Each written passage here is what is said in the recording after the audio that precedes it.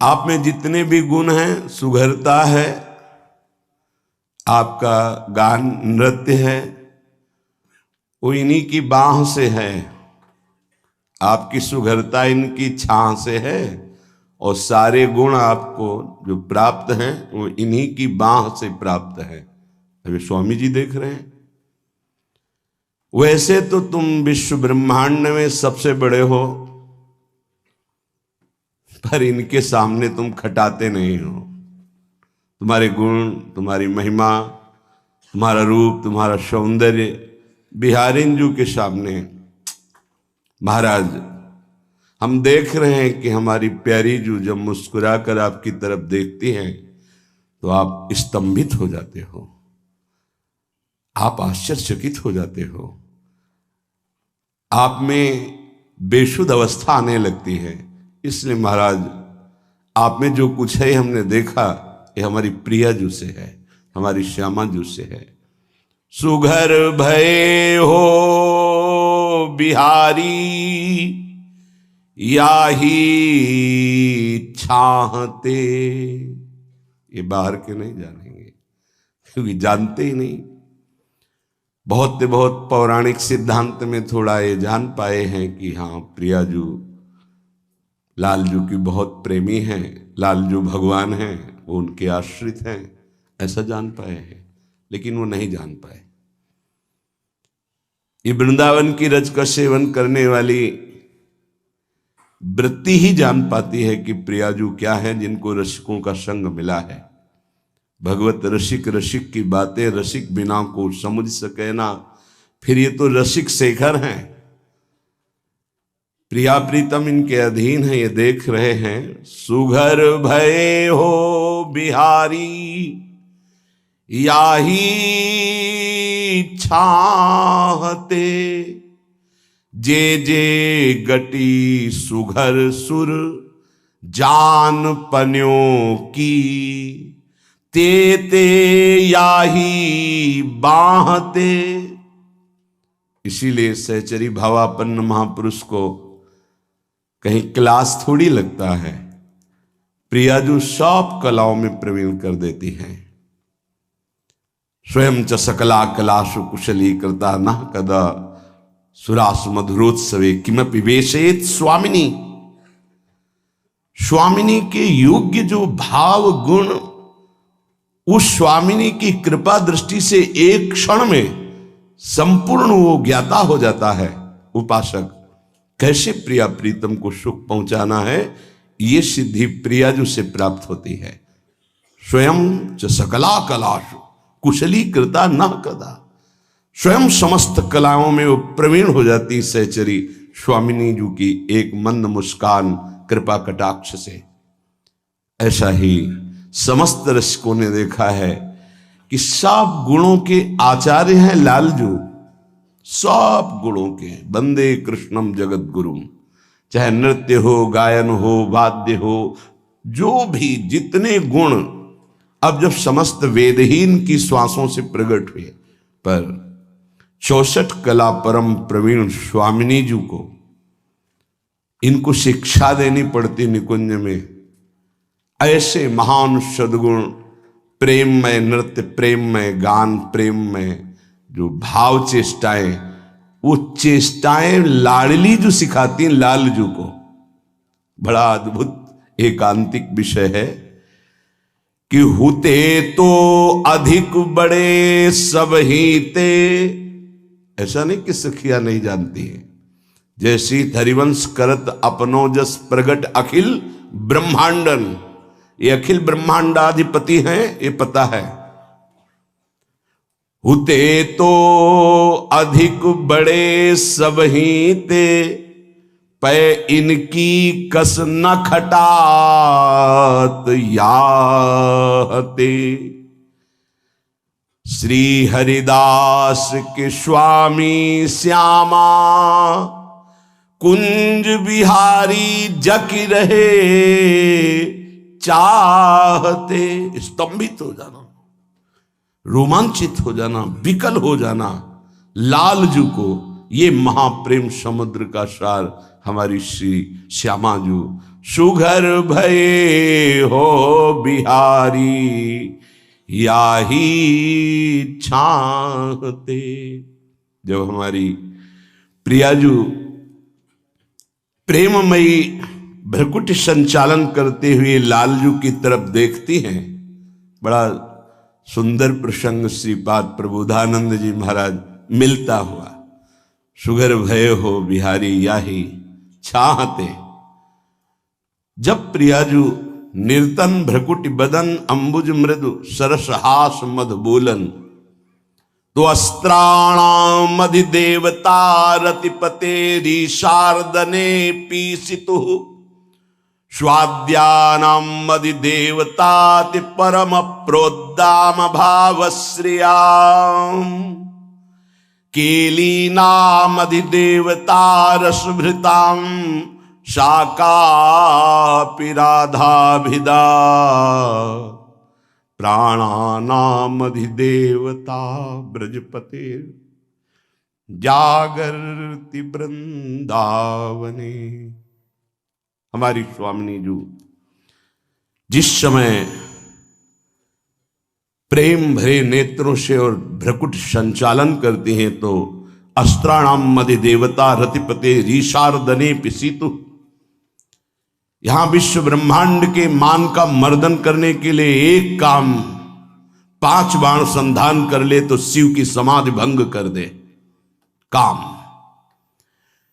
पुष्प बाण संधान करके 5 बाण प्रभु देवादिदेव महादेव पर वार किया तो समाधि भंग हो गई, शिव की समाधि भंग हो गई। ऐसे करोड़ों काम श्री लालजू की मुस्कुराहट में मूर्छित हो जाए,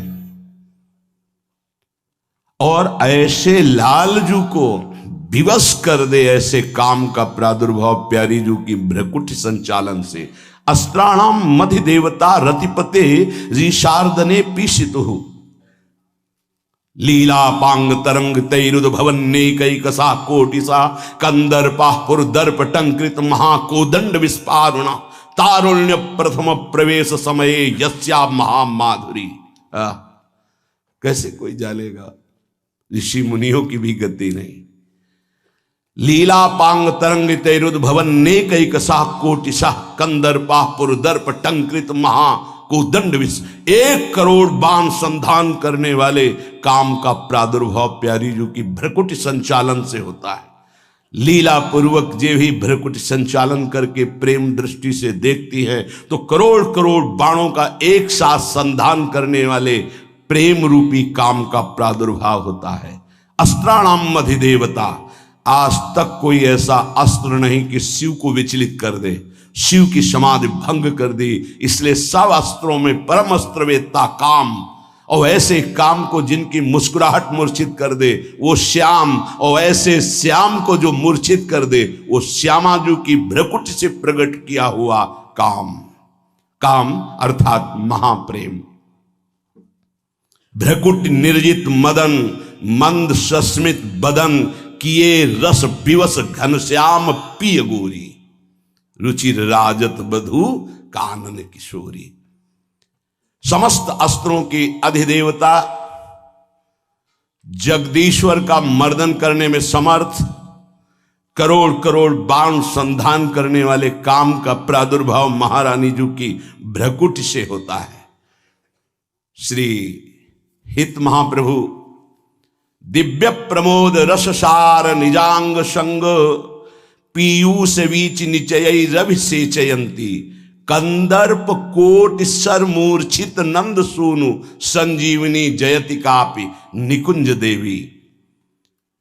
श्री स्वामिनी जी के श्री अंग से अलौकिक वो शोभा जो लालजू को बेसुध कर देती है। बड़े बड़े मुनियों के ध्यान में भी ये लालजू आने वाले नहीं हैं। योगींद्र दुर्गम गतिर मधुसूदनोपी। फिर लालजू महाराज जो प्यारी जू के समीप विराजमान हैं, उन लालजू का तो 2 लालजू हुए। हाँ, निकुंज से बिहारी जो महाराज ही अपने अंश से लालजू के रूप में ब्रज लीला में प्रकट होते हैं, जो नित्य बिहारी ठाकुर। पर वो नित्य बिहार निरंतर अखंड अनादि चलता रहता है। जो बिहारिणी जू के समीप विराजमान अद्भुत सौंदर्य, अपने श्री अंगों के प्रेमामृत रूपी तरंगों से श्री लालजू के नेत्रों का, प्राणों का सिंचन करती रहती स्वामिनी जो। दिव्य प्रमोद रस सार निजांग संग पीयूष वीच अमृत तरंगों से निचयी रवि से चयंती। श्री लालजू का प्राण पोषण, इसीलिए श्री जी का एक नाम है प्राण पोषणी। श्री लालजू के प्राणों का पोषण करने वाली ऐसी हमारी स्वामिनी जू के कंदर्प कोटि सर मूर्छित नंद सूनु।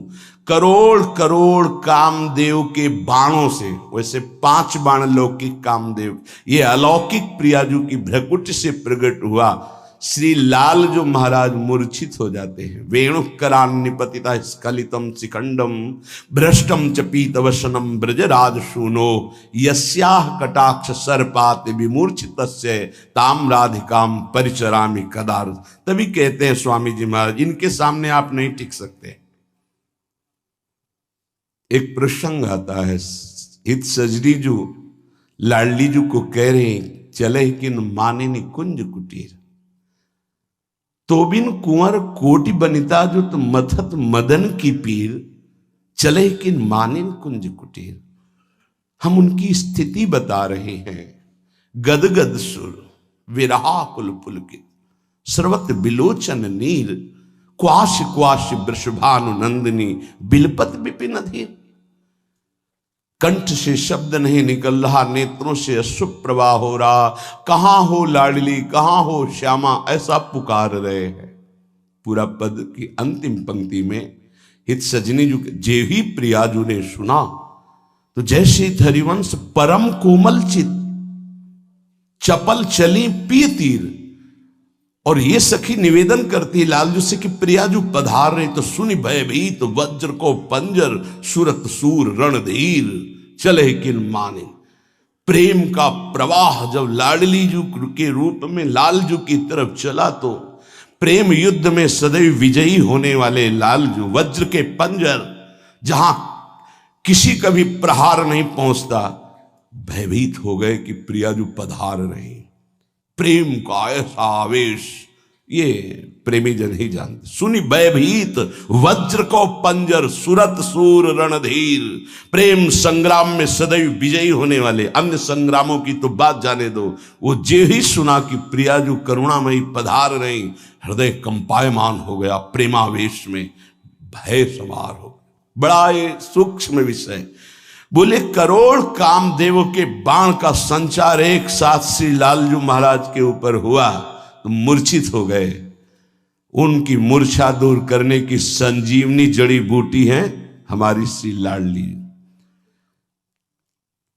श्रीमद चतुराशी जी में लटकत फिरत जुवत रसफूली, आखिरी पंक्ति में जैसे ही हरिवंश मदन सर जर्जर विथिकित श्याम संजीवन मूली, संजीवनी जयतिकाप निकुंज देवी। श्री लालजू की संजीवनी मूरी है श्री लाडली जू।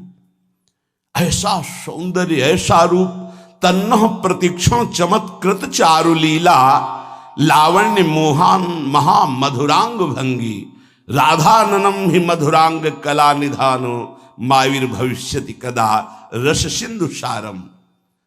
ऐसी मोहिनी जू के मुख कमल कांति की मोहिनी सामर्थ्य है कि मोहन इनकी मोहिनी आकर्षण वृत्ति में विवश है, विवश।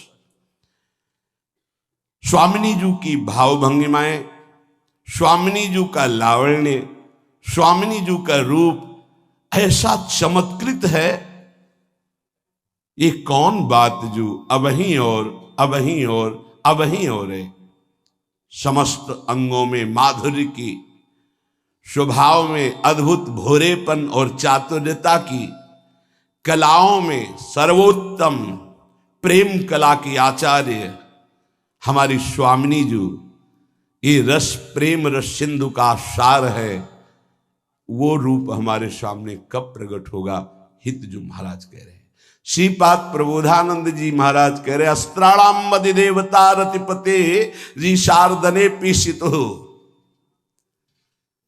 अभी ऊपर चिंतन हो रहा था, जो तिलक रचना कर रहे थे कि ओहो, सखियों की सामर्थ्य को कोई नहीं जान सकता। अद्भुत सामर्थ्य सखियों की, बलिहारी है उन हृदयों को जो श्री जी की सखियों के प्रति समर्पण हो गया है। श्री जी से, लालजू से अपनापन इन्हीं की कृपा से होता है। इस श्याम श्यामा पद कमल संगी में इनके समान कोई नहीं है। सखियां ही सर्वश्रेष्ठ श्याम श्यामा पद कमल संगी, जो आद्य सखियां हैं, सनातन निरंतर प्रियाजू के समीप रहते हैं। उन्हीं सखियों की कृपा से जो सखी भावापन्न महापुरुष प्रवेश पाते हैं, केवल उनकी कृपा से अद्भुत प्रेम सुख। सोचो, जहां प्रभु भगवान परब्रह्म परमात्म तत्व जिन्हें कहा गया वो प्रेम विवश हो जाते हैं, वहां जीव की क्या दशा होगी? पर यही कृपा का स्वरूप है कि जीव के जीवत्व का और ईश के ईशत्व का दोनों का विस्मरण कराकर निकुंज के अद्भुत प्रेम खेत में उतार दे। उसका नाम प्रेम है, उसका नाम हित है। हमारी स्वामिनी जी जगदीश्वर का भी मर्दन करने वाले समर्थ कामदेव को प्रकट करती है अपनी भ्रकुटी से। भ्रकुटी निर्जित मदन मंद सस्मित बदन, इसीलिए सखियों की हृदय की वृत्ति को कौन जान पावे, कैसी ठसक रहती है। एक कल्याण मोक्ष परम पद, ये तो सब सोहनी लगा के बाहर कर दिया जाता है। ये धाम है वृंदावन धाम, नवनिवृत्त निकुंज। स्वाद्यानाम मदि देवताति परम प्रोद्दाम भावश्रेयाम। आस्वादन करने योग्य जितने भाव हैं, ब्रह्म भाव, शांत भाव, दास्य भाव, सख्य भाव, वात्सल्य भाव, गोपी भाव, आस्वादन करने योग्य जो भाव है, उनका सबसे श्रेष्ठ महारसमय भाव, उसके अधिदेवता अर्थात सहचरी भाव का प्रेम इन्हीं से प्रकट होता है, श्री जी से। श्री जी की इच्छा का नाम सहचरी है, श्री जी की संधिनी शक्ति का नाम सहचरी है। रसपूर्ण केली नाम अधिदेवता रसभृताम शाकापि राधाभिधा। जितने भी रस हैं, उन संपूर्ण रस विलासों का समूह एकत्रित किया जाए तो वृंदावन रस सिंधु के सामने वो एक किनका होगा। वो अनिर्वचनीय रस सिंधु प्रदान करने वाली, अनिर्वचनीय रस भाव प्रदान करने वाली, जगदीश्वर के भी हृदय में क्षोभ पैदा करके उनको भी मूर्छित करने की सामर्थ्य रखने वाली कोई राधा नाम की एक महाप्रेम देवी विराजमान है, जो प्राणानाम अधिदेवता, जो समस्त प्राणों के अधिष्ठात्र देवता हैं कृष्ण, सबका आकर्षण करते हैं, सबकी प्राण शक्ति बने हुए ब्रजपतेर जागृति वृंदावने, उनको जो चेतना प्रदान करती हैं, उनके जो प्राणों की अधिदेवता हैं, उनका नाम राधा है। ऐसे नहीं कहते राधा राधा रटो, बड़े भाग्य हैं जो बात पर विश्वास हो जाए।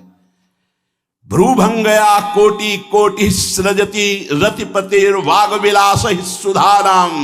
जिसकी भ्रूभंग मात्र से करोड़ करोड़ बाणों का संधान करने वाले काम का प्रादुर्भाव होता है। निकुंज में सोहनी लगाते हैं ये काम, जो करोड़ बाण संधान करते हैं। भ्रूभंगया, एक जगह हो तो एक जगह, जिन जिन सखियों ने देखा वो वर्णन कर रही। इसीलिए यहां वेद का प्रवेश नहीं, वेद रसिकन की वाणी, बिना रसिक महापुरुषों की वाणी के निकुंज रस को नहीं समझ सकते।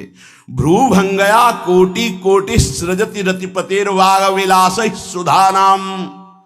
कोटिरा विस्करोति स्मित वदन रुचा चंद्र कोटि व्यरणति पंकैकांग छटाभि प्रणय रस महाम्भोधि कोटि प्रसूते सा वृंदारण्य एव प्रिय सह विहरति स्वामिनी मम राधिका।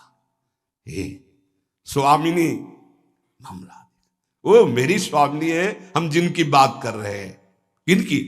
जिनके भ्रूभंग इशारे मात्र से करोड़ करोड़ बाणों का संधान करने वाले काम प्रकट होकर जगदीश्वर का भी मर्दन कर देते हैं, जो महान भाव की चरम सीमा को प्रदान करने वाली है, जो रस समुद्र में अवगाहन कराने की समस्त कलाओं में प्रवीण करने वाली हैं, जो समस्त चराचर जगत के प्राण हैं, उनकी जो प्राण संजीवनी, उनका नाम राधा है।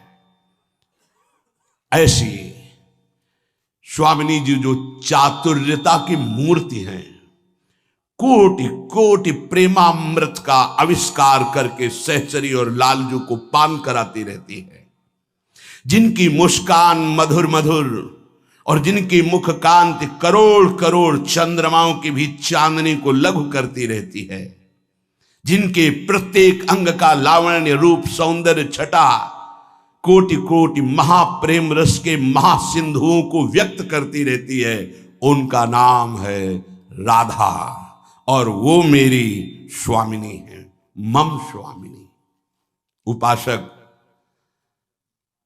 ये बात ध्यान रख ले कि ये जो कृपा हुई है, ये सर्वोपरि कृपा हुई है। तुम्हें अपने मार्ग से इधर उधर ताकने की जरूरत नहीं है। इस मार्ग में कृपा प्रधान है। हम अनाधिकारियों पर पहले ही कृपा हुई है।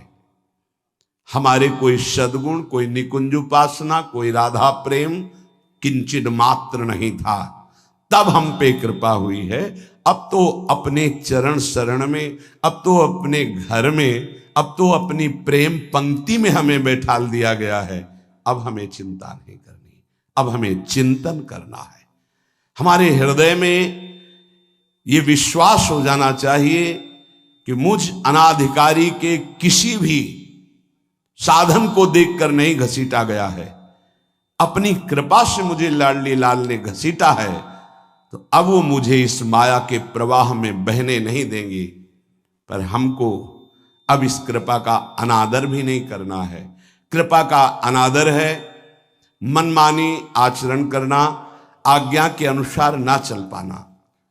पूज्यपाद श्री उड़िया बाबा जी महाराज कह रहे हैं कि हम समस्त ब्रह्म ऋषियों का, समस्त शास्त्रों का, समस्त भक्तों का निश्चय एक शब्द में बता रहे हैं। समस्त शास्त्रों का, ब्रह्म ऋषियों का, महर्षियों का, भक्तजनों का निश्चय एक शब्द में बता रहे हैं कि भगवत चिंतन निरंतर यही विधि है और जगत चिंतन ना होने पावे यही निषेध है। इतना है सार बात। हर क्षण हमारा प्रियालाल का चिंतन ही विधि है, इसके अलावा सब निषेध है। जगत में पूरा ब्रह्मांड सब आ गया, प्रियालाल को छोड़कर और कुछ हमारा चिंतन हो ये भारी निषेध है। उपासक समझ नहीं रहा है। चिंतन छोड़कर के तुम्हारा जो समय बर्बाद होता है, तुम उसकी कीमत जानते हो? वो तब पता चलेगी जब ऑक्सीजन लगता है कि श्वास कितनी कीमती है। एक श्वास लेने के लिए प्राण व्याकुल होने लगते हैं। तुम आराम से श्वास ले रहे हो, व्यर्थ में जा रही श्वासें। अरे भाई, अंतिम समय किस समय है हमें पता नहीं, और अगली योनि कौन मिलेगी ये भी पता नहीं। तो अब हमको अपने चिंतन को संभालना है। संपूर्ण ऋषियों का, शास्त्रों का, महात्माओं का, भक्तों का एक सार शब्द है, आराध्य देव का चिंतन ही विधि है और सब निषेध है। जगत का चिंतन निषेध है। जब साधक उपासक जगत चिंतन का परिणाम ये जो देह है, अशांति है, चिंता है, दुख है, जगत चिंतन का परिणाम ये देह है, बार बार बदलेगी अगर जगत चिंतन में रहोगे। चिंता, शोक सब इसी से ग्रसित है। देखो, जब हमसे अपराध बनते हैं, पाप बनते हैं, तो बाहरी दंड जो मिलता है, अंदर दंड मिलने लगता है निगेटिव विचार, नकारात्मक सोच मार देती है आदमी को।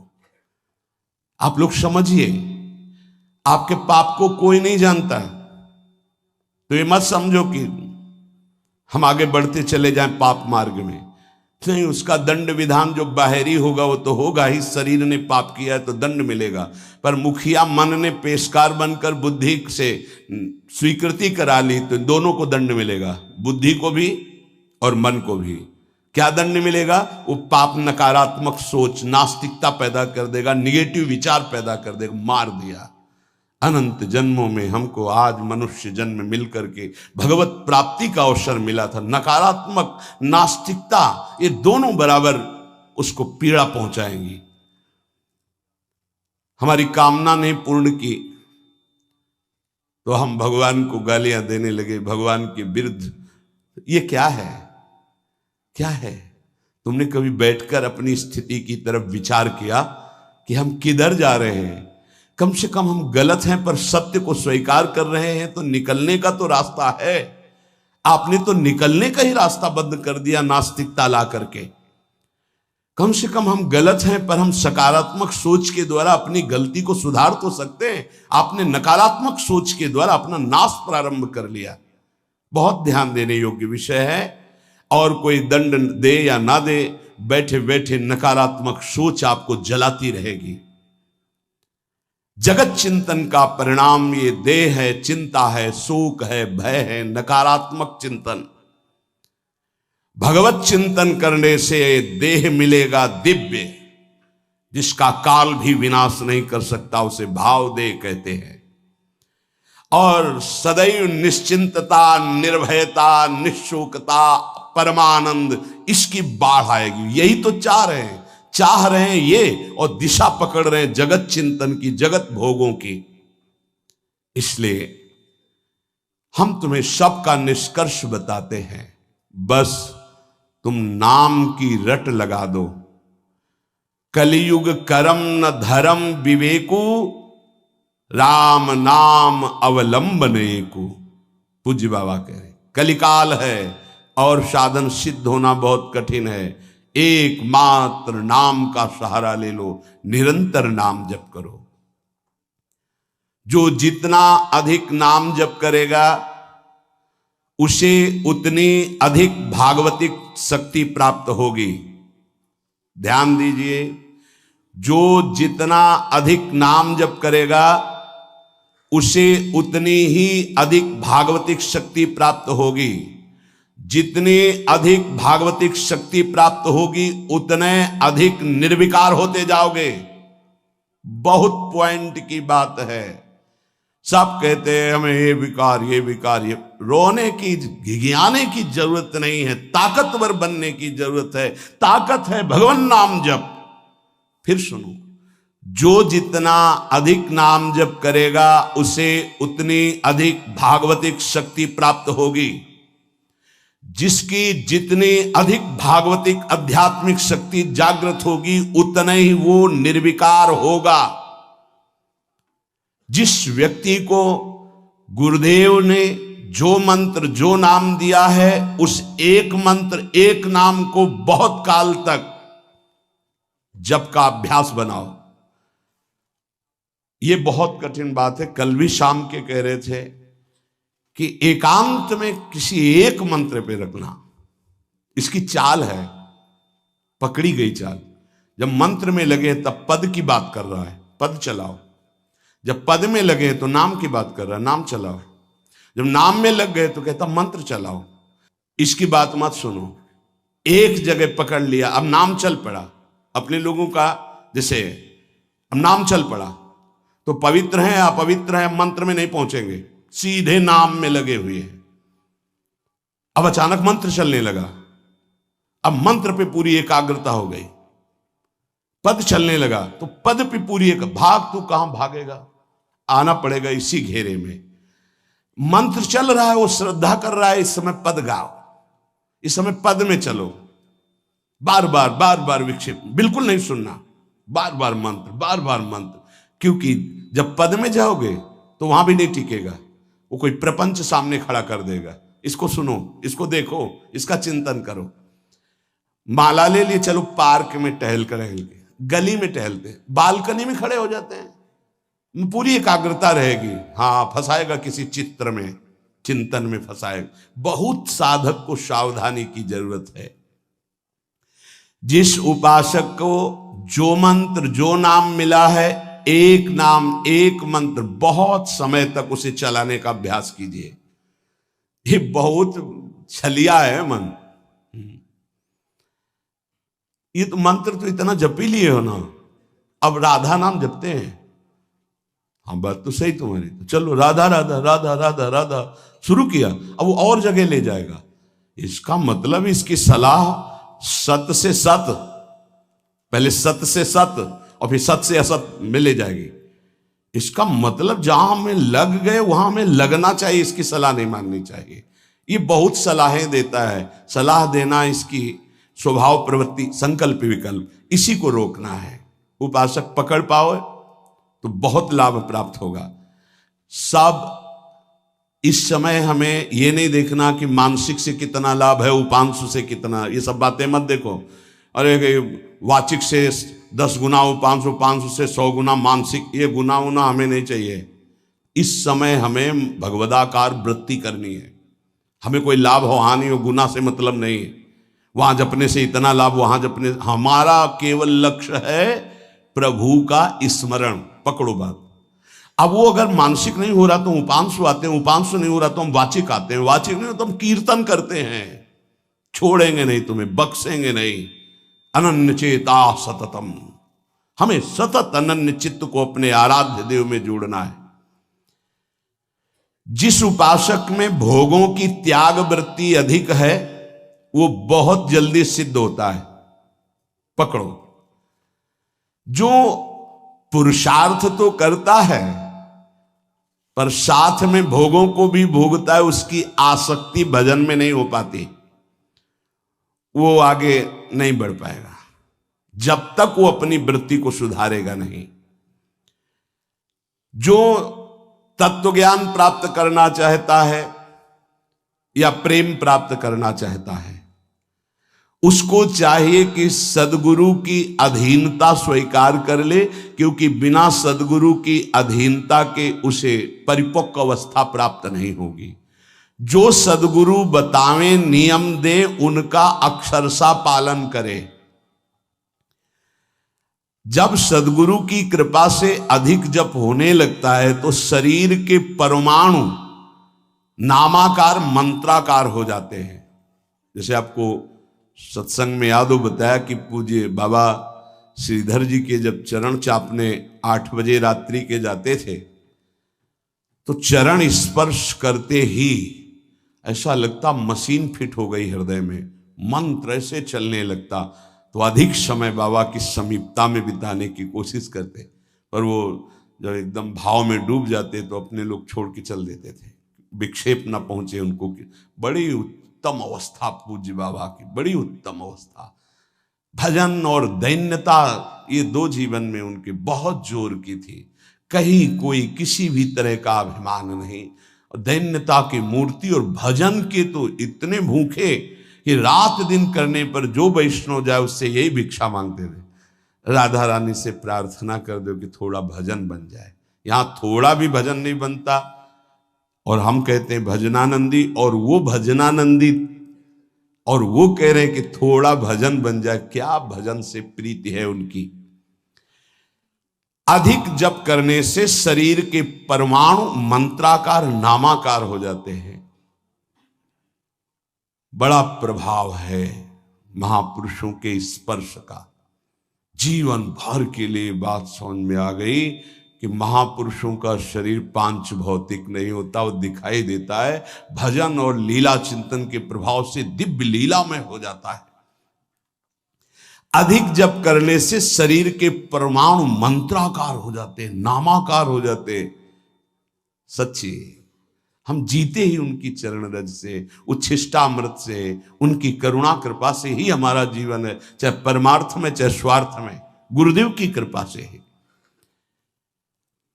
जो नाम है इसमें सूचि असुचि, पवित्रता पवित्रता, समय कुसमय, स्थान कुस्थान, इसका कोई विचार नहीं। लेकिन मंत्र में इसका विचार, मंत्र नहीं चला सकते कि शौचालय में बैठे मंत्र जप रहे हो, या आप लघु शंका करते हुए मंत्र जप रहे हो, या आप शौचालय लघु शंका से निवृत्त होकर पवित्र नहीं हुए, वही कपड़े जो शौच में वही नहीं, ऐसे नहीं, फिर आपकी बुद्धि विकारग्रस्त हो जाएगी। ये महापुरुषों के निर्णय है। जो नाम जप करता है, भगवान नाम कीर्तन करता है, तो उसमें निश्चित भाव जागरण होता है। पर हमारी प्रार्थना है, निवेदन है, पूज्य बाबा कह रहे, असलियत में जब तक तुम्हारे अंदर कोई भाव तुम्हें बेशुद्ध न कर दे तब तक कोई नाटक मत करना। अरे बड़े भावुक हैं भाई, ऐसे से ऐसा रोना, चिल्लाना, बेसुरा बोलना, नाचना, गिर पड़ना, मूर्छित हो जाना, असलियत में ये सब भाव आते हैं जब अधिक नाम जप, नाम कीर्तन, तो ये सब जागृत होता है। अगर ईमानदारी से जागृत नहीं है तो कोई इस भाव का नाटक न करे। बाबा कह रहे, नहीं तो दम्भ रोग लग जाएगा आपके भजन में और वो आपको पतित कर देगा। अत्यंत बड़े हुए भाव के आवेश में जब आपको स्मृति ना रहे तो दूसरी बात नहीं, आप कभी ऐसे भावों का प्रादुर्भाव दिखावा ना करें, नहीं तो दम्भ लग जाएगा। भाई मैं तुमसे बहुत एकांतिक बात कहता हूं कि एक आदमी ध्यान करे और एक आदमी नाम जप, नाम कीर्तन करे, तो थोड़े समय में तुम देख लेना कि नाम जापक और नाम कीर्तन करने वाले की आध्यात्मिक उन्नति कितनी जोर की हुई है। पूज्य बाबा साक्षात ब्रह्म है। इन्हीं की कृपा प्रसाद से पूज्य पंडित गया प्रसाद जी महाराज ब्रजमंडल के सिद्ध महापुरुष, इन्हीं को गुरुदेव के रूप में वर्ण करके ऐसी उच्च अवस्था प्राप्त की थी कि गीता वाटिका से भाई जी और राधा बाबा परम प्यार, दुलार, आदर पूज्य पंडित गया प्रसाद जी का करते थे। देखो कलयुग को बहुत खराब बताया गया है, पूज्य बाबा कह रहे, युग है भी इसमें बहुत दोष, परंतु हम आपसे कहते हैं कि कलयुग बहुत महिमामय भी है। बड़े बड़े ऋषि मुनि देवता याचना करते हैं कि मुझे कलयुग में जन्म मिले। क्यों? क्योंकि केवल नाम जप और नाम कीर्तन से इसमें वो पद प्राप्त होता है जो बड़ी बड़ी तपस्या, यज्ञ, ध्यान, साधना से भी नहीं होता। ये बड़े अमृतमय वचन, इनको पकड़ो, सार बात नाम जप, नाम कीर्तन, गुण कीर्तन। देखो स्वयं भगवान ने कहा है, यज्ञानाम जप यज्ञोस्मि, सब यज्ञों में श्रेष्ठ यज्ञ मैं हूं, जप यज्ञ। अब यज्ञ, अश्वमेध यज्ञ, राजसूय यज्ञ, बड़ी बड़ी यज्ञ जो चक्रवर्ती सम्राट, महाबलशाली पुण्यात्मा राजर्षि करते थे, उन सब यज्ञों में श्रेष्ठ है जप यज्ञ। देखो इस जप यज्ञ में ना तो शुद्ध घी की आवश्यकता है, इस जप यज्ञ में ना तो मंत्रवेत्ता ब्रह्म ऋषि की आवश्यकता है। यज्ञ में बड़ी जानकारी, बड़ी व्यवस्थाएं सुव्यवस्थित करने पर ही फल मिलता था। जैसे यज्ञ करता, कोई अंग भंग नहीं होना चाहिए, किसी भी अंग में किसी भी तरह की कोई कमी नहीं होनी चाहिए। अगर एक आंख काम नहीं करती तो तुम यज्ञ में सफलता प्राप्त नहीं कर सकते, बैठ नहीं सकते, यजमान नहीं बन सकते। कोई भी रोग, कुष्ठी रोग, विधुर, अविवाहित, कई तरह की शर्तें, फिर मंत्रवेत्ता ब्रह्म ऋषि का मिलना, फिर यज्ञ की सामग्री, फिर सम्यक रूप से निर्विघ्न यज्ञ हो जाए तब उसका फल, और वो भी स्वर्ग आदि अन्य लोग। सब यज्ञों में श्रेष्ठ ये जप यज्ञ है। इसे बालक भी कर सकता है, बूढ़ा भी कर सकता है, स्त्री भी कर सकता, कोई भी कर सकता है, बिना पढ़े लिखे कोई भी हो। राधा राधा जपने के लिए कौन सी विद्या पढ़ने का, ये परा विद्या है, ये आ गई तो सब विद्याएं जागृत हो जाएंगी। जो ब्रह्म विद्या, तत्व ज्ञान या प्रेम का रहस्य, ये सब जागृत हो, ये परा विद्या है राधा नाम। सबका अधिकार है नाम जप में। मैं अपना अनुभव कहता हूं, पूज्य पादुड़िया बाबा जी का अनुभव, केवल नाम जप और जितेंद्रियता से सब कुछ प्राप्त हो जाएगा। पूज्य भाई जी का मैं अपना प्रथम और अंतिम अनुभव कहता हूं कि एक नाम जप का तुम नियम लो, निर्वाह करेंगे भगवान, और तुम्हें निश्चित भगवत प्राप्ति होगी। भाई जी का पूज्य पाद उड़िया बाबा, मैं अपना अनुभव कहता हूं कि नाम जप और जितेंद्रियता से सब कुछ हो जाएगा। जितेंद्रियता बाद में बोली है, बहुत सही। नाम जप तुम करो, जितेंद्रियता नाम जप प्रदान करेगा। पीछे ध्यान दीजिए, अभी सत्संग में कहा गया, जो जितना अधिक नाम जप करेगा उसमें उतनी अधिक भागवतिक शक्ति आएगी, जिसमें जितनी अधिक भागवतिक शक्ति आएगी वो उतने निर्विकार होता जाएगा। समझ रहे? नाम जप और जितेंद्रियता से सब कुछ हो जाएगा। तत्व ज्ञान, प्रेम, ये कलयुगी जीवों की समझ में आने वाला नहीं। नाम जप करो, तत्व ज्ञान भी हो जाएगा, प्रेम भी प्राप्त हो जाएगा। क्योंकि नाम जप से बहुत जल्दी हृदय पवित्र होता है, और पवित्र हृदय में तत्व ज्ञान और प्रेम प्रकाशित होता है। सबसे कठिन चीज, सबसे कठिन साधना बाबा क्या है? नाम जप। बुद्धि को पावन करने वाला, मन को शांत करने वाला, भगवत प्राप्ति कराने में समर्थ है नाम जप, मंत्र जप। बहुत अच्छा उपासक हो जाएगा जो नाम जप मंत्र में अपनी आसक्ति कर ले। जिस दिन हमारी नाम जप में आसक्ति हो गई, उसी दिन कोई भी पद दुर्लभ नहीं रहेगा, सब प्राप्त हो जाएगा। देखो जी ऐसो राम नाम रस खान, मूर्ख या को मरम न जाने, या को पीवे चतुर सुजान। कोई चतुर सुजान नाम को पकड़ पाता है। पायो नाम चारु चिंतामणि, उर करते न खसई हो, अबलो नसानी अब ना नसई हो। चारु चिंतामणि, जो भगवान नाम कीर्तन में मस्त रहते हैं, नाम जप में मस्त रहते हैं, मेरी दृष्टि में वे ही सर्वोत्तम साधक हैं। इसी से ज्ञान, वैराग्य, भक्ति सब प्राप्त हो जाएगी। बस तुम अपने चित्त से इसका चिंतन करो। एक नियम ले लो, सोने से जागने तक, जागने से सोने तक, जीवन से मरण तक हम केवल नाम की ही आराधना करेंगे। बस देहनाश पर्यंत तत्परता पूर्वक बिना फल देखे कि क्या फल मिल रहा है, तुम निश्चिंत होकर केवल नाम का अभ्यास करो। तुम्हें पुरुषार्थ और करने की जरूरत, सब कुछ प्राप्त हो जाएगा। अब जैसे कोई कह दे कि तुम्हें कोई और कर्म करने की जरूरत नहीं, यहां ध्यान दीजिए, यहां आंतरिक साधना की बात हो रही है। भाई तुम गृहस्थ हो, व्यापार करो, किसानी करो, नाम चलाओ, एक एक फावड़े में नाम चलाओ। ग्राहक से बात कर रहे हैं, भगवान का स्वरूप मानकर बात की, इसके बाद खाली समय में नाम जप कर रहे हैं।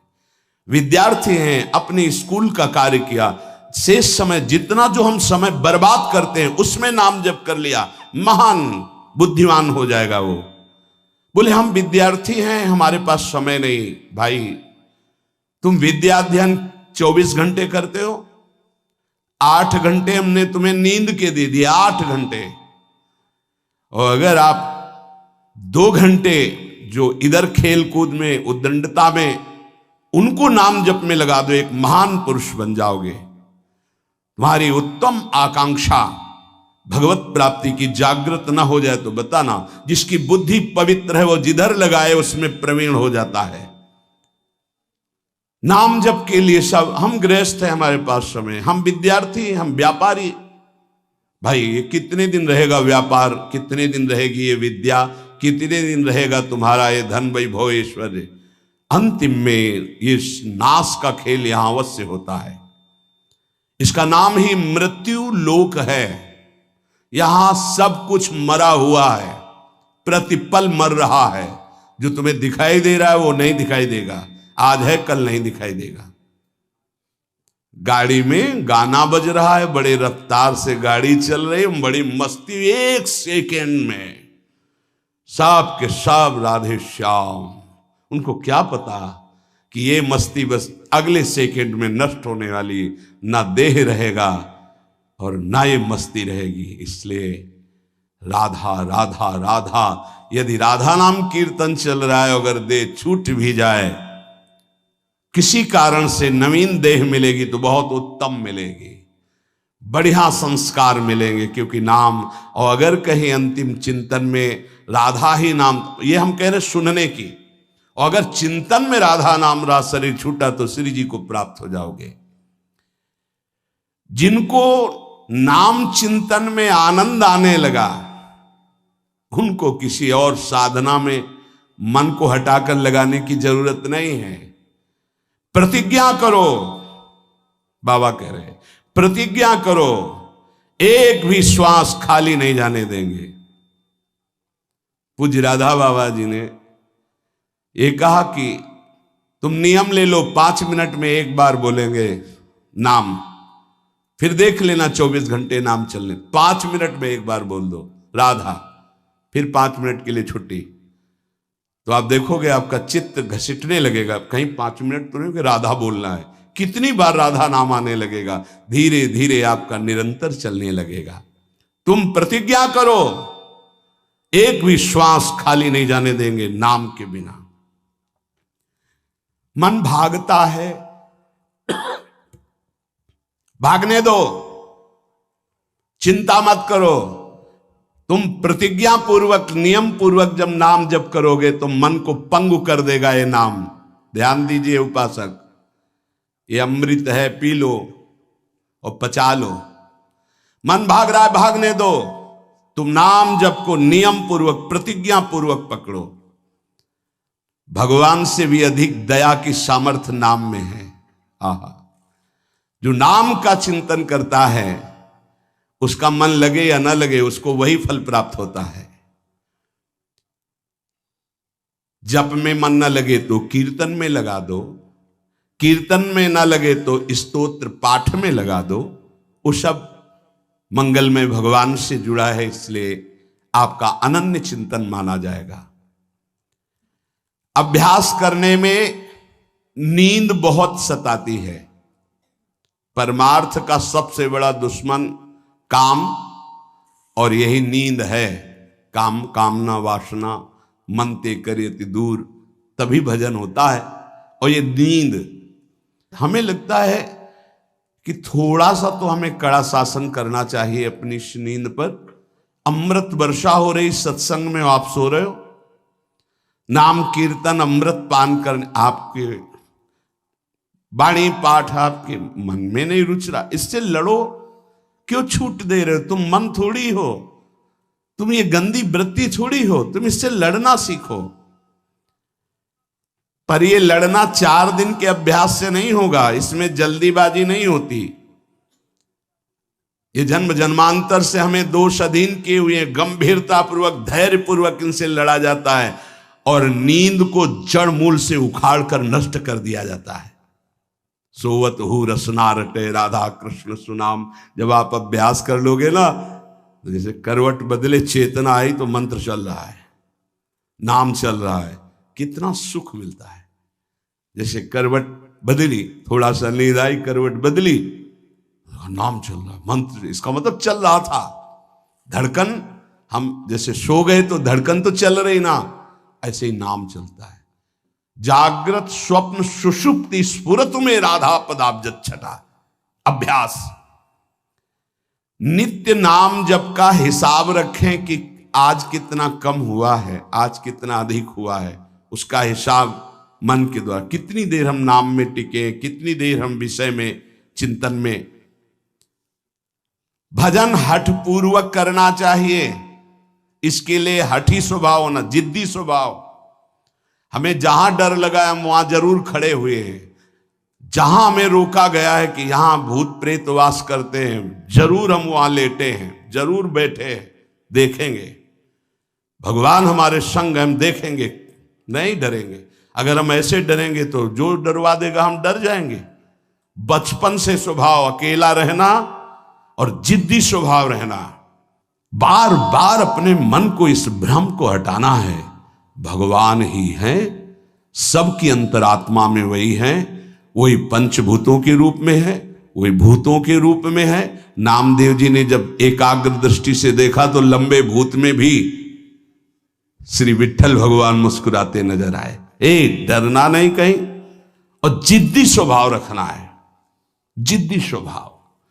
नींद, भूख, प्यास, सर्दी, गर्मी, ये सब मेरे स्वरूप नहीं है, मुझे ये परास्त नहीं कर सकते, मेरे भजन को ये बाधित नहीं कर सकते, ऐसे चलना है। एकांत भ्रमण में बड़ा पुष्टता है, जो पहले, अब तो नहीं है, नहीं भ्रमण करना चाहिए।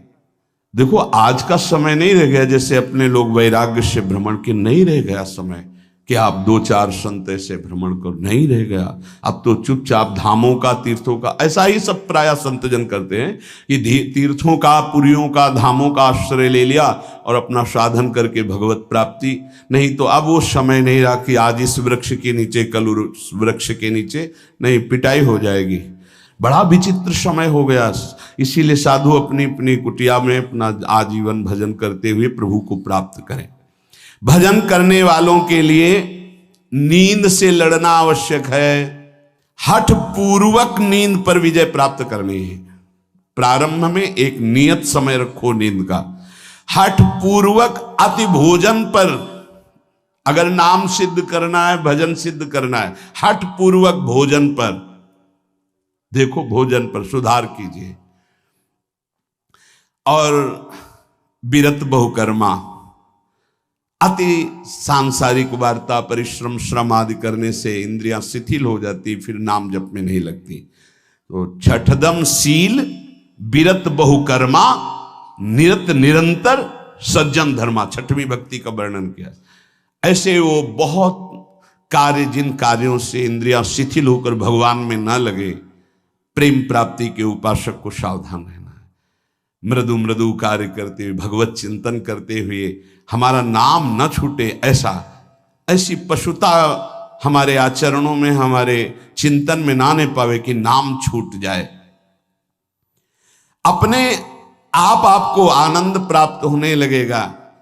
तुम एकाग्रता की चिंता मत करो, तुम केवल नाम जप की चिंता करो। हमारी तो प्रार्थना है 24 घंटे में और जो साधन करो करो, गीता पाठ करो, भागवत पाठ करो, जो भी आप, लेकिन 3 घंटे केवल भजन के लिए दे दो हमें। 3 घंटे केवल भजन, केवल भजन करेंगे 3 घंटे, ऐसा समय। फिर आप देख लेना और सब साधन करो, बीच बीच में नाम। 3 घंटे का नियम बना लो कि जप 3 घंटे हम करेंगे, 24 घंटे में 3 घंटे जप के लिए। इसी जन्म में तुम्हें लाभ दिखाई देने लगेगा। 3 घंटे। उपासक जिस माला में बार बार ऐसे जप किया जाता है, उसमें भागवतिक शक्ति जागृत हो जाती है। हम जिस माला से जप करते हैं, उससे आध्यात्मिक शक्ति को बढ़ाने की सामर्थ्य आ जाती है। इसलिए जो गुरु प्रदत्त माला है, जिंदगी में ना बदली जाए। अगर मन का टूट गया है तो नया मन का डलवा लीजिए, माला टूट गया तो पुनः गुहा लीजिए, उसको जिंदगी में न बदला जाए। जो गुरु प्रदत्त माला है, सावधानी से। बोले बंदर ले गया, भाई अगर हमको बंदर ले जाएगा तो माला ले जाएगा? नहीं, माला ऐसे नहीं ले जाएगा, क्योंकि माला हमारी छाती से लगा है। हमने आपको बताया, माला को बहुत संभाल के। माला हमारी भगवत स्वरूप है, गुरु प्रदत्त है, हमारा जीवन है, उसको कैसे संभाल कर रखेंगे? अगर आपके जेब में 1 करोड़ रुपया हो तो कैसे संभालोगे? बार बार हाथ वहीं रहेगा कि कहीं गिर ना जाए, कहीं चला ना जाए। आप ऐसे थोड़ी रख देंगे बेग। ऐसे माला पर आपकी मात्र बुद्धि कैसे बंदर ले गया? कैसे माला छूट गई? कैसे? किसी किसी की माला पड़ी दिखाई देती, तब लगता कैसा उपासक है, माला जमीन में छोड़ करके चला गया, उसको ज्ञान नहीं, कैसा उपासक कैसा है, माला कैसे छूट गई, तुम्हारे कदम कैसे आगे बढ़ गए, आपने चेक नहीं किया कि आपकी माला कहाँ है, इतना होश नहीं है। या तो अवधूत स्थिति को प्राप्त हो या तो बिल्कुल प्रमाद स्थिति को प्राप्त हो। अवधूत तो बनना बड़ी कठिन बात है। हाँ, नाटक भले कर ले, माला को भगवत स्वरूप गुरु प्रदत्त, जैसे गुरु प्रदत्त वाणी है ना, जो हमें गुरु जी ने दी थी, सिंहासन में विराजमान है, प्राण से भी अधिक प्रिय, जहां हमारा जीवन धन पादुका जी विराजमान, गुरु वही वाणी विराजमान है। वाणी जी, माला जी, जब कभी तो नहीं तो विराजमान है वहां, वो माला, वो वाणी, गुरु प्रदत्त जो हमें जीवन धन प्राप्त हुआ, वो कभी किसी को छूने का भी अधिकार नहीं। जब तक हम छू सकते तब तक वो सेवा हमारी। माला भगवत स्वरूप है, माला जीवन में नहीं बदलनी चाहिए, जो गुरु प्रदत्त माला है। कीर्तन एकाग्रता पूर्वक, तन्मयता पूर्वक किया जाए तो भगवान को आकर्षण करने की शक्ति कीर्तन में है। मिलकर यदि कीर्तन किया जाए, तुमुल ध्वनि हो जोर से, तो उस कीर्तन में जगत मंगल करने की सामर्थ्य प्रकट हो जाती है। बड़े सात्विक भावों का आविर्भाव होता है। कीर्तन के द्वारा बहुत जल्दी परमार्थ का लाभ मिलता है और प्रभु का साक्षात्कार भी होता है।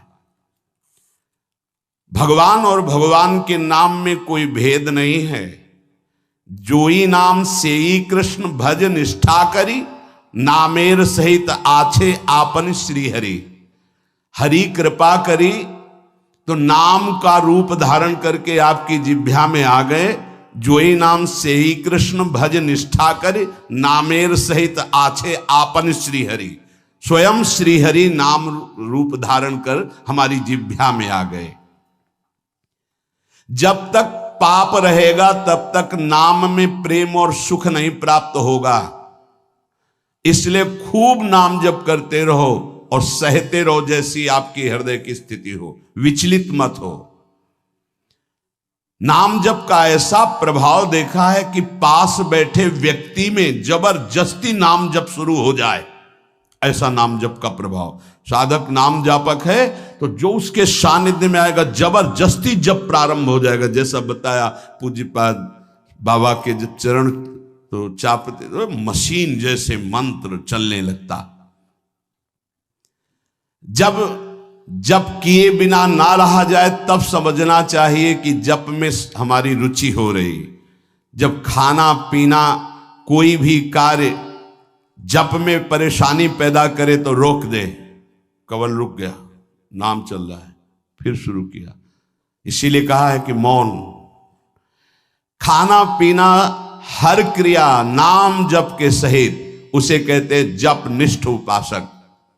जप निष्ठा ही सबसे बड़ी निष्ठा है। अन्य साधनों में तो देखा गया है मन का रंजन हो जाता है, मन अपनी खुराक ले लेता है अन्य साधन, लेकिन नाम जप में मनोरंजन नहीं होता। मन का विषय, मन का जलना होता है। और नाम जपने वाला साधक निवृत्ति मार्ग का अंदर से पथिक हो ही जाएगा। नाम जपने वाला साधक भगवत प्राप्ति कर ही लेगा। नाम जप सबसे मुख्य है पर सबसे कठिन है नाम जप निरंतर करना। हम तो ये कहते हैं कि और सब कुछ करने में सरलता है, पर नाम जप करने में बहुत कठिन। बाबा कह रहे हैं नाम जप में यदि प्रेम हो गया तो तुम्हारी सब सार्थक हो जाएगी सेवा, जो भी आपकी गृहस्थी विरक्ति जो भी। नाम और शरीर से सेवा, ये दोनों बड़े सूक्ष्म विषय है। शरीर से हर कर्म भगवत सेवा और नाम जप। अर्जुन जी ने श्री भगवान से प्रश्न किया कि मैं चाहता नहीं हूं कि पाप हो, फिर भी ना चाहने पर यह पाप कौन करवा देता है? मानो ये हमारा सबका प्रश्न है। अथ केन प्रयुक्त तोयम पापम चरति पुरुषः अनिच्छन्नपि वार्ष्णेयो बलादिव नियोजितः।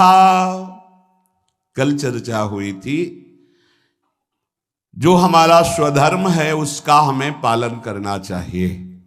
परधर्म भयावह, दूसरे के धर्म को स्वीकार करना मानो भय को स्वीकार करना है। किसी भी प्रलोभन से, बिल्कुल साधारण धर्म, लोकवत धर्म, असाधारण धर्म, अध्यात्म स्वरूप, भगवत प्राप्ति। साधारण धर्म में भी अपने धर्म का परिवर्तन नहीं करना चाहिए। जो हमारी भगवान ने धर्म व्यवस्था की है, जहां हमारा जन्म कर्म जो भी विधान रचा है, हम उसके अनुसार भगवत प्राप्ति करेंगे। जो वर्णाश्रम के अनुसार व्यवस्था, उसके अनुसार हम चलेंगे। ये साधारण व्याख्या है। असाधारण व्याख्या है, कल चर्चा हुई थी, हम प्रभु के अंश हैं। हमारा स्व चैतन्य घन अविनाशी निर्विकार पर शरीर, स्वधर्म भगवत प्राप्ति, परधर्म भोग प्राप्ति। योग होना स्वधर्म है और भोगी होना परधर्म है। इसी से पता चल जाएगा कि हम स्वधर्म में हैं कि परधर्म में। ध्यान दीजिएगा, भगवत योग होना स्वधर्म है और भोगों में रत रहना ये परधर्म है। निर्लिप्त रहना भोगों से स्वधर्म है, भोगों में लिप्त होना परधर्म है। सबकी सेवा करना, कुछ ना चाहना स्वधर्म है, और सबसे सुख चाहना ये परधर्म है। भगवत प्रेम होना स्वधर्म है, शरीर प्रेम, शरीर संबंधी रिश्ते नातों में प्रेम होना परधर्म है। निष्काम होना स्वधर्म है, सकाम होना परधर्म है। निर्मम होना स्वधर्म है, ममता युक्त संसार में बर्ताव करना परधर्म है। अनासक्त होना स्वधर्म है, आसक्त होकर भोगों में, शरीरों में, रुपया में, नाना प्रकार की सामग्री में परधर्म है। तात्पर्य, प्रकृति के संबंध को स्वीकार करके जो कुछ हो रहा है वो सब परधर्म है। परमात्मा के संबंध को स्वीकार करके जो कुछ है वो स्वधर्म है। क्या सुंदर स्वधर्म की व्याख्या है। स्वधर्म चिन्मय, चिदानंदमय, अविनाशी है। परधर्म जड़ धर्म है, परिवर्तनशील है, नाशवान है। प्रभु का अंश स्व, प्रकृति का अंश शरीर। स्वधर्म प्रभु से जुड़ना स्वधर्म, शरीर से, संसार से जुड़ना परधर्म। शरीर संसार के भोगों की इच्छा परधर्म, भगवत प्राप्ति की इच्छा स्वधर्म। चेतन स्वधर्म, जड़ परधर्म। परमात्मा स्वधर्म, प्रकृति परधर्म। बहुत सुंदर, इससे सुंदर व्याख्या स्वधर्म और परधर्म की मिलना कठिन है। परिवर्तनशील परधर्म, एक रस स्वधर्म। दो प्रकार की इच्छाएं होती हैं, एक भगवान की प्राप्ति की इच्छा, एक संसार की प्राप्ति की इच्छा। भगवान की प्राप्ति की इच्छा स्वधर्म है, इच्छा करना चाहिए। संसार की प्राप्ति की इच्छा परधर्म है, भयावह है, भय प्रदान करेगी, दुख प्रदान करेगी। कहीं कुधर्म को, अधर्म को, परधर्म को स्वधर्म मत मान लेना। दूसरे का अनिष्ट भाव, कूटनीति आप अपने धर्म में इसे कुधर्म बना रहे हैं, ये स्वधर्म नहीं हो सकता।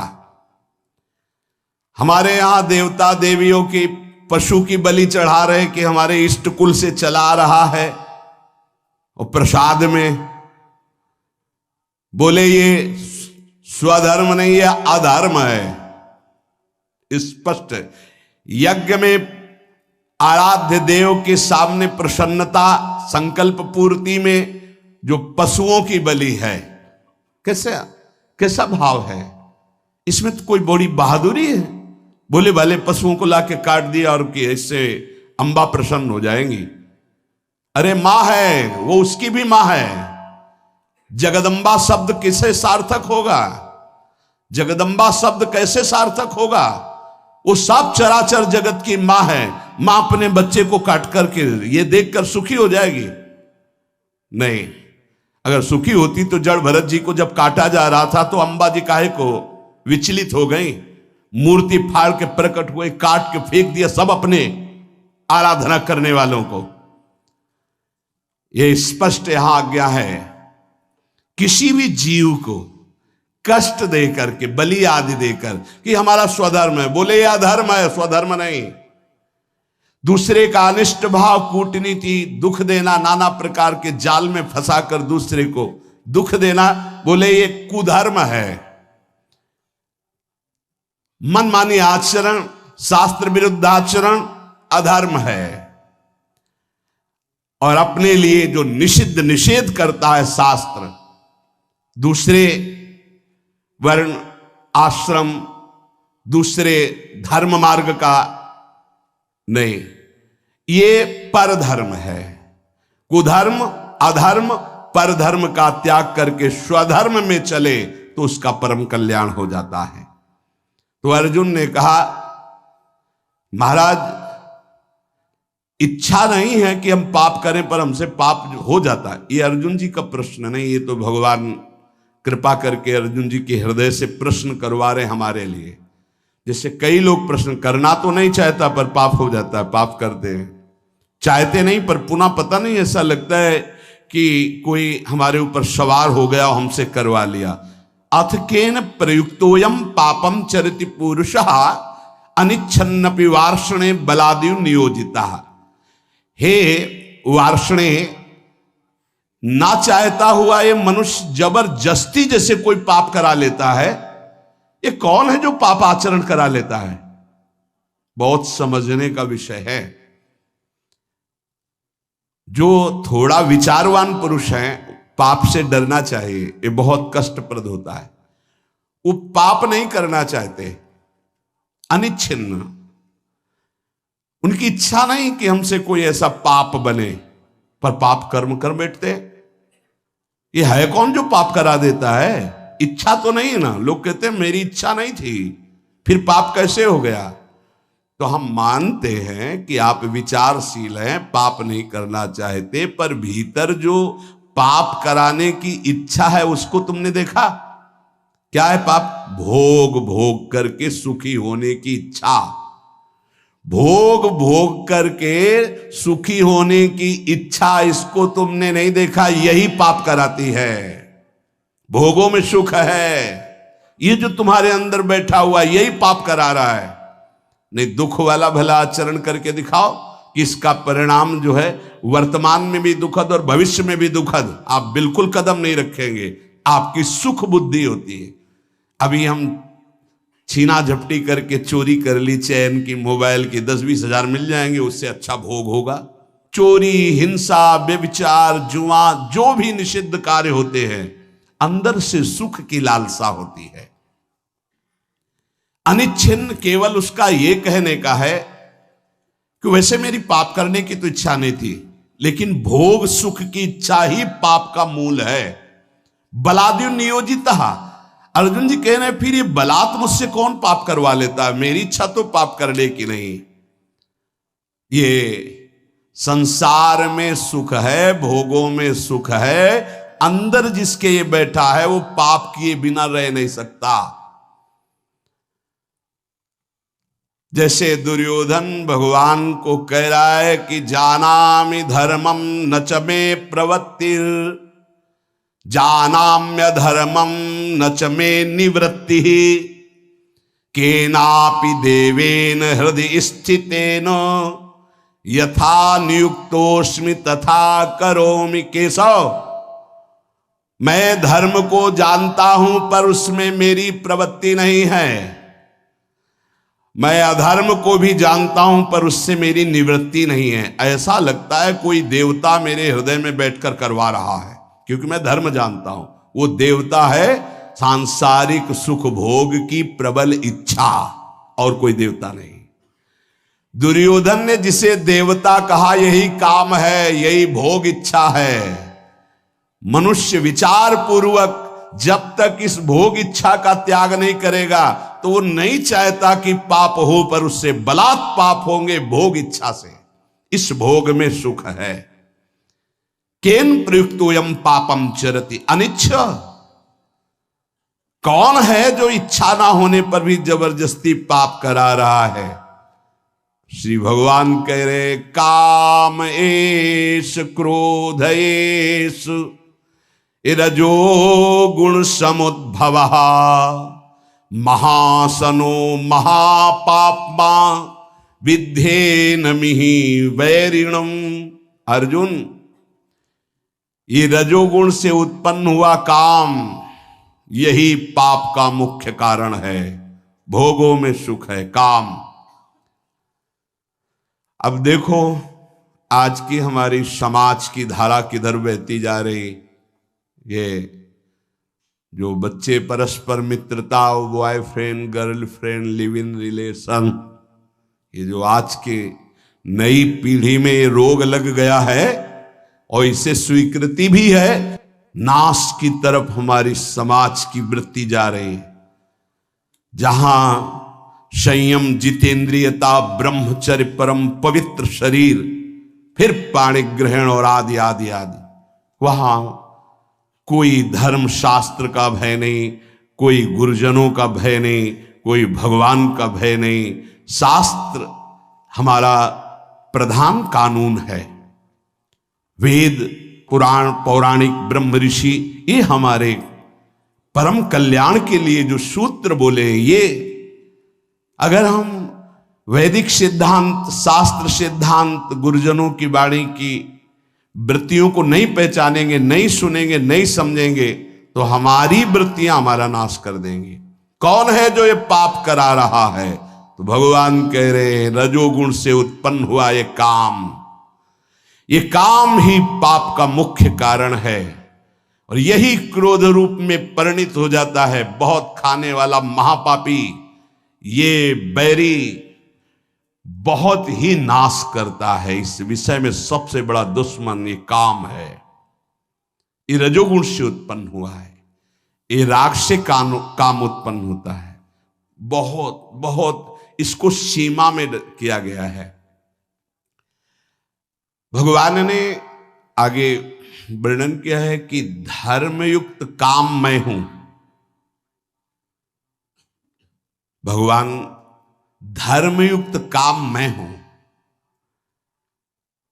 पाणिग्रहण संस्कार करके घर गृहस्थी में संतानोत्पत्ति के लिए जो चेष्टा है, काम चेष्टा, वो धर्म में बांधकर निर्विकार होने के लिए, उसे बेविचारी बनाने के लिए नहीं है कि एक सीमा में बंद करके एक ऐसे शास्त्रीय पद्धति के अनुसार चलने से निष्कामता आ जाए। किसी धर्मपूर्वक एक को स्वीकार करके जब, तो घृणा हो जाएगी। आप देख लेना, ये जब से मोबाइल आया और इसके दूषण वृत्तियों को स्वीकार के, तो हमारी नई पीढ़ी बहुत हानि को प्राप्त हो गई। जो नए सिद्धांत अन्य जनों के आए, अन्य प्रांतों के देशों के, वो बहुत हानिकारक हो गए। ये भारत है, ये धर्म देश है। शांति प्राप्त करने के लिए विदेशी जन भी हमारे धर्म गुरुओं की शरण होते हैं। हमारे देश के सिद्धांत, धार्मिक सिद्धांत को स्वीकार करते हैं। देख लीजिए, धोती, चोटी, माला वो धारण करते हैं और उनका उतरैल हम धारण करते हैं। फटे यहां से पैंट, जांग दिख रहे, अरे सिल लो भाई। बोले नहीं, वो बड़े आदमी का फैशन है। अरे वाह भाई, गांव में तो अगर कहीं फट जाता था तो कहते तुम्हारा कपड़ा फटा, सिल लो भाई। तो चलो गरीब आदमी वो सिल लेता था। आज बड़े आदमी होके फाड़ के घूमते हैं। नहीं, यहां से एक दो बार तो हमने भी पूछा, तो फिर इन लोगों ने बताया टोकना नहीं, क्यों? बोले ये फैशन है। तो हमें लगा कि अच्छा, हम तो कहने वाले थे भैया तुम्हें पता है तुम्हारा पैंट फट गया है। अरे शरीर ढकने के लिए वस्त्र है, वस्त्रों का प्रयोग। यहां फटा, यहां फट दी, जितना फटा उतना बड़ा आदमी। तब तो हमें लगता है कि ये तो बहुत मतलब विचित्र कोटि की बुद्धि है। कपड़े पहने जाते हैं तन ढकने के लिए, फट गए तो सिल लिए जाते हैं। बोले जितना फटा उतना महंगा। वह बुद्धि भ्रष्ट है। फिर तो आप जाके बाजार में फटा कपड़ा लाते हो और पहनते हो। अब नवीन बोले विदेशी मतलब। तो हमें लगता है कि हमें अपने भारत देश का जो धर्म है वो शांति प्रदान करता है। क्योंकि शांति लेने के लिए आप काशी में जाइए, आपको लाखों विदेशी जन मिलेंगे जो धर्म गुरुओं के चरणों में बैठ करके हमारे मोक्ष सिद्धांत को, यह सिद्धांत कहीं नहीं मिलेगा आपको। जीवन मुक्तता, परमहंस अवधूत मोक्ष पदवी या भगवत प्रेम, ये आपको यहीं मिलेगा। नहीं, नरक स्वर्ग की बात है, इसके आगे तक की कहीं बात नहीं है। अगर मोक्ष पदवी, जीवन मुक्तता, तो ये यहां की बात है। ये काम बचपन से जहां थोड़ी चेतना जागृत हुई तो ये राक्षस सवार हो जाता है बुद्धि में। अब भय धर्मशास्त्रों का, गुरुजनों का, समाज का, तो इस राक्षसी प्रवृत्ति को शासन में रखा जाता था। अब वो भय नहीं रह गया। हम कहते अगर मित्रता करो तो आजीवन निर्वाह कर ले जाओ। उस मित्रता को चलो भाई, भगवान जैसा युग धर्म के अनुसार तो कम से कम एक का जीवन स्वीकार किया तो आजीवन उसी को स्वीकार करे रहो। ये कामेश, क्रोधेश, रजोगुण समुद्भवा, रजोगुण से उद्भव प्रकट होने वाला ये राग, ये काम ही महान पापी है जो क्रोध रूप में परिवर्तित होकर के नाना प्रकार के हिंसा द्वेष प्रकट कर देता है। ये काम क्रोध में परिणित होता है। ये काम महापापी, कभी ना अघाने वाला। इस विषय में तुम इसको महान दुश्मन जानो। ये कभी तृप्त नहीं हो सकता, चाहे सैकड़ों शरीरों को भोग लो, चाहे लाखों शरीरों को भोग लो, ये पाप के सिवा कुछ नहीं करवा सकता। ये केवल वासना बढ़ती रहती है। वासना अब की बार, शायद अब की बार, इस अवस्था में नहीं, इस शरीर में, इस शरीर में नहीं, इस भागता घूमता है। अनंत काल हो गए हमको भटकते भटकते। इसको समझना है। हमारे अंदर जो भोगों में सुख बुद्धि बैठी है, हम चाहते हैं बाहर से कि पाप न हो, पर अंदर से चाहते हैं कि सुख है, इसलिए हम भ्रष्ट हो जाते हैं। इसलिए हम नाना प्रकार के पाप कर बैठते हैं। इसलिए ना चाहते हुए भी हमसे हिंसा, पाप आदि दोष होते हैं। इस विषय पर विचार करें। कोई भी